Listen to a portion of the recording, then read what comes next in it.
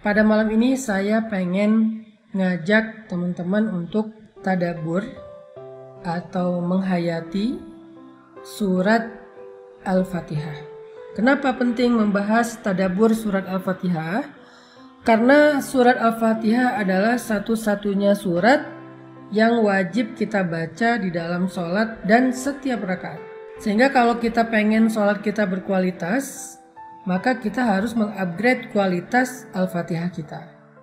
Kalau kita pengen sholat kita khusyuk, maka kita wajib mempelajari, menghayati makna apa yang ada di dalam surat Al-Fatihah. Kenapa Al-Fatihah letaknya di awal Al-Quran, Ustadz?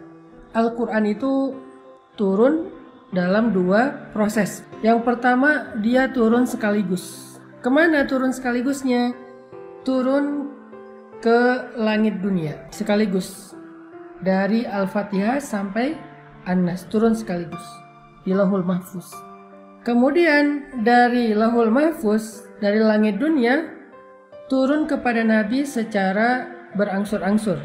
Proses kedua inilah yang kita lihat dengan urutan turunnya Al-Quran. Padahal urutan Al-Quran itu udah tersusun di Lauhul Mahfuz dengan Al-Fatihah sampai An-Nas.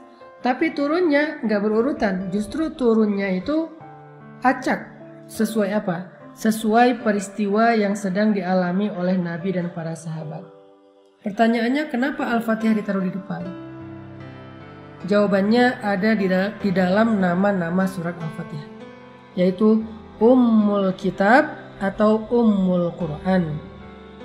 Lalu kenapa dia dinamakan dengan Ummul Quran atau Ummul Kitab?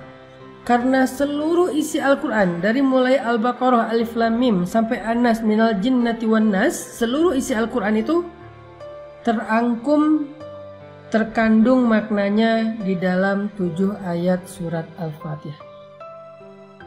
Makanya buat teman-teman jangan remeh membaca Al-Fatihah. Jangan sampai kita Al-Fatihah juga belum benar, karena ini syarat sahnya sholat. Karena dia adalah rangkuman seluruh isi Al-Quran. Dan sholat itu menghadap Allah, gak ada yang lebih baik dalam menghadap Allah daripada membaca Al-Quran. Cuman gak mungkin kita baca 30 juz Al-Quran. Allah maha baik, sehingga Allah ringankan kita baca Al-Fatihah. Karena Allah tahu kalau diwajibkan 30 juz kita gak akan ada yang sholat. Ini baru Al-Fatihah aja banyak yang udah ninggalin sholat. Allah udah meringankan banget agama kita untuk kita. Masa udah didiskon jadi 7 ayat masih diburu-buru? Dari 30 juz 6 ribuan ayat, Allah diskon jadi 7 ayat, sab'ul masani, 7 yang diulang-ulang, yang keutamaannya seperti membaca 30 juz Al-Quran, masih terburu-buru. Ini keterlaluan.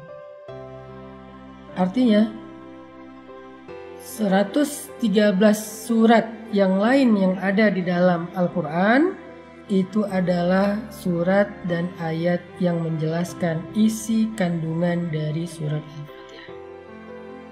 Makanya sayang kalau di dalam sholat kita terlalu fast and furious membaca surat Al-Fatihah, itu sayang. Baca yang tenang, cuma 7 ayat kok, daripada disuruh baca 30 juz.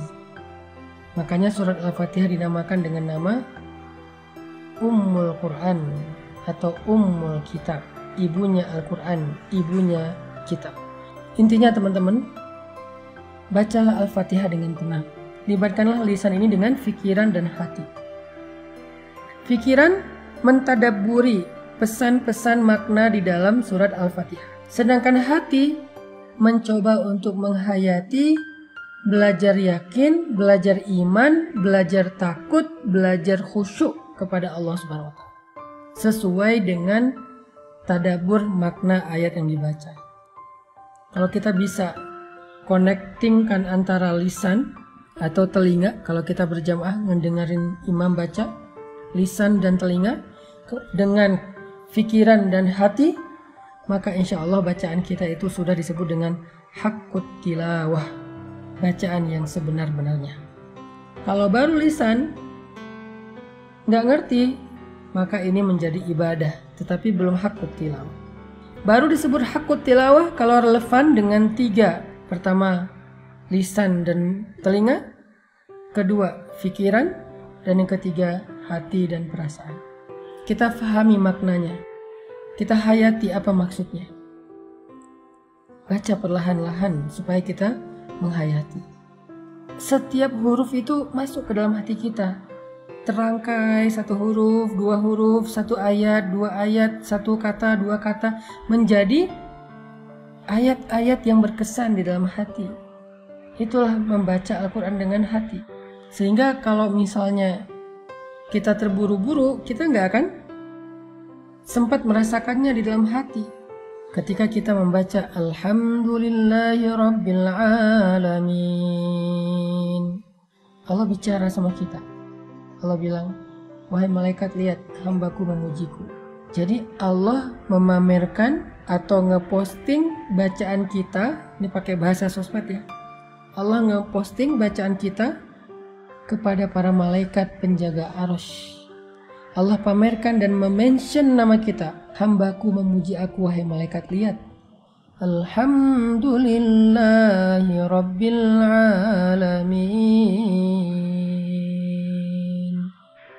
Allah bilang, hambaku memujiku. Lalu kita bilang lagi, Ar-Rahmanir Rahim.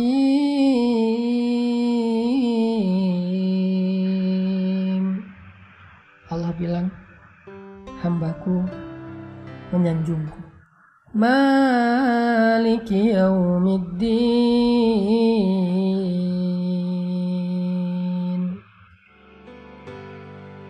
Hambaku mengagungkan aku. Iyyaka na'budu wa iyyaka nasta'in.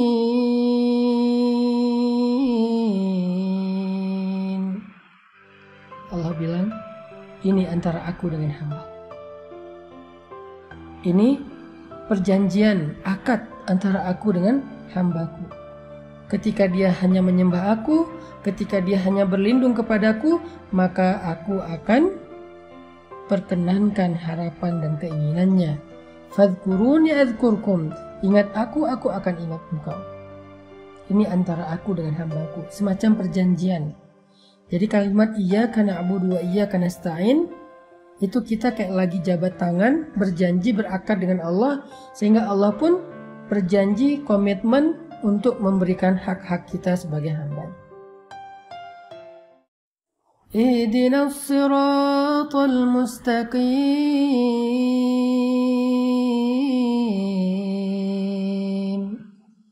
Untuk hambaku, apa yang dia minta. Jadi pas kita meminta, ya Allah beri saya petunjuk untuk hambaku, apa yang dia minta. Ini menunjukkan bahwa ketika kita membaca Al-Fatihah, kita itu bukan lagi baca sendiri, nggak ada yang nonton. Ini adalah alasan kenapa Al-Fatihah ditaruh di awal. Kenapa Al-Fatihah penting dibaca di dalam sholat. Bagaimana cara kita membaca Al-Fatihah di dalam sholat. Apa kira-kira pengamalan atau dampak dari surat Al-Fatihah dalam kehidupan kita sehari-hari? Jawabannya pun ada di dalam nama dari surat ini. Kan tadi saya bilang Al-Fatihah ini punya banyak nama. Nama lain adalah Asy-Syifa. Apa itu Asy-Syifa? Asy-Syifa itu artinya penyembuh atau kesembuhan. Sehingga siapapun yang merasa sedang sedih, sedang galau, kecewa, siapapun yang merasa bingung dan tidak tahu arah dalam hidup, obatnya Al-Fatihah. Allah menjamin siapapun yang mengamalkan Al-Fatihah, memahami, menghayati, mentadaburi Al-Fatihah, membaca Al-Fatihah dengan hati, maka dia akan mendapatkan kesembuhan dari berbagai macam penyakit di dalam hati dan jiwa atau perasaannya. Bukan hanya terhadap penyakit jiwa, termasuk penyakit fisik sekalipun. Karena selain Asy-Syifa, Al-Fatihah juga disebut Ar-Ruqyah.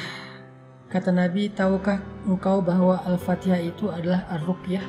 Sehingga dulu sahabat Nabi suka membacakan Al-Fatihah untuk meruqyah orang yang sedang tersengat hewan yang berbisa seperti kalajengking. Kenapa kok dibacakan Al-Fatihah? Kenapa kok diruqyah? Karena biasanya orang yang tersengat bisa jadi panas tinggi. Maka paracetamolnya adalah Al-Fatihah.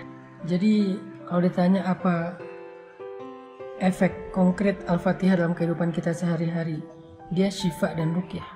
Kalau kita masuk ke rumah yang baru, apalagi lama udah nggak dihuni, Al-Fatihah akan mensterilkan rumah itu. Sehingga kalau kita pengen dapat keberkahan, andalkan Al-Quran, andalkan Al-Fatihah. Awali hari kita dengan Al-Fatihah. Awali pekerjaan kita dengan Al-Fatihah. Tenangkan hati kita dengan Al-Fatihah.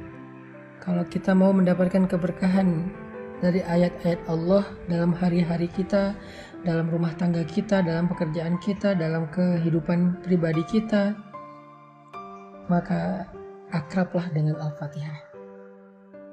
Akan Allah berikan hal-hal yang gak pernah bisa kita jelaskan secara teori atau ilmiah.